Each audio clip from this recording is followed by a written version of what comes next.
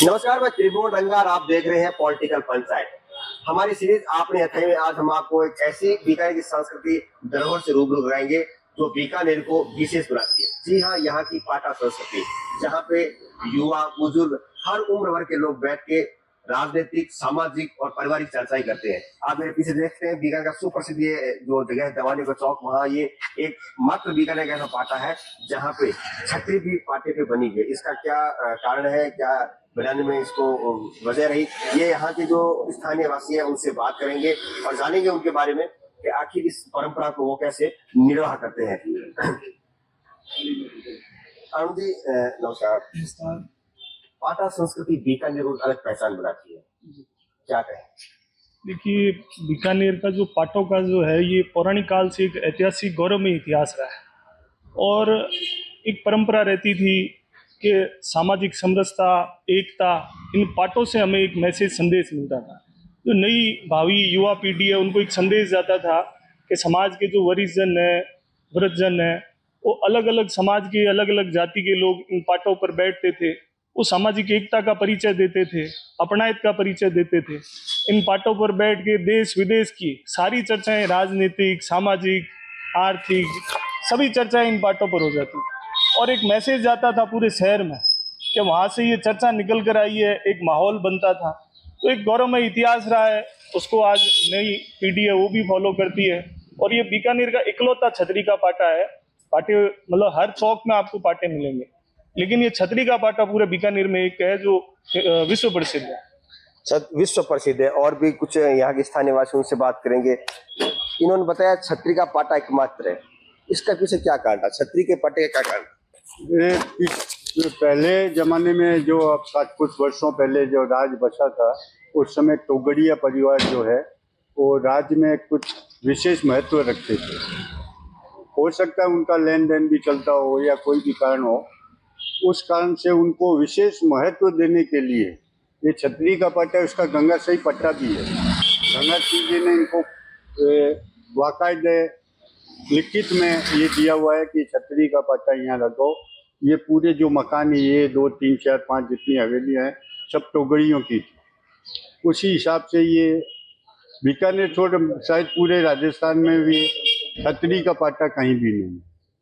वो मेन इतिहास इसका यही सुनते आए हैं और इसका महत्व यही बता रहे हैं कि वो टोगड़िया परिवार जो राज्य में विशेष महत्व रखते थे, उस कारण से उनको ये विशेष छतरी का पाटा परमिशन दे के, पट्टा दे के बनवाया गया। विशेष महत्व के कारण इस जो पाटा है उसको छतरी बनाया गया। कुछ और लोग हैं, उनसे हम बात करेंगे। ये अपने आप में अनूठा तो है, लेकिन ये बॉलीवुड भी इस पे अछूता नहीं था, क्या बताइए? बचपन से सुनते आ रहे हैं कि यहाँ पर यादगार पिक्चर की शूटिंग हुई थी। मनोज कुमार, प्रेम चोपड़ा, उसमें जितने भी पात्र थे सब लोग यहाँ आए। इस पाटे को बीच सड़क पे रखकर उस गाने की शूटिंग हुई। एक तारा बोले तुन तुन तुन वाले गाने की शूटिंग हुई। सबसे महत्वपूर्ण तो यह है कि इस पाटे पे जो चर्चा होती है ना, पूरे विश्व की चर्चा यहाँ पर होती है।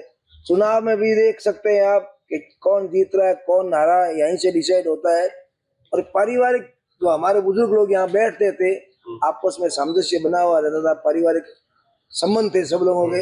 ये पाटा जो मूल बीकानेर की संस्कृति है ना, उसका इसको आप अर्क कह सकते हैं।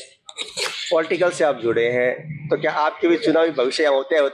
100% होते हैं। यहाँ पे सारे सब लोगों का भविष्य यही तय होता है। यहाँ से हार जीत तय होती है, कौन जीतेगा कौन हारेगा।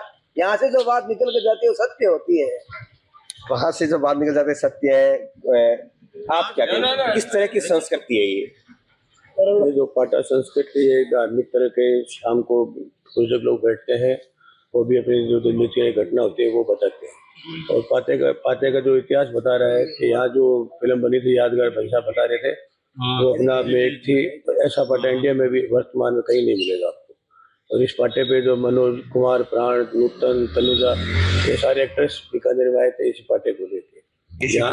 यहाँ पे जो कोषाध्यक्ष थे कांग्रेस के पूर्व में, उनका पूरा सहयोग था इस फिल्म को बनाने के लिए, जिसका नाम था यादगार।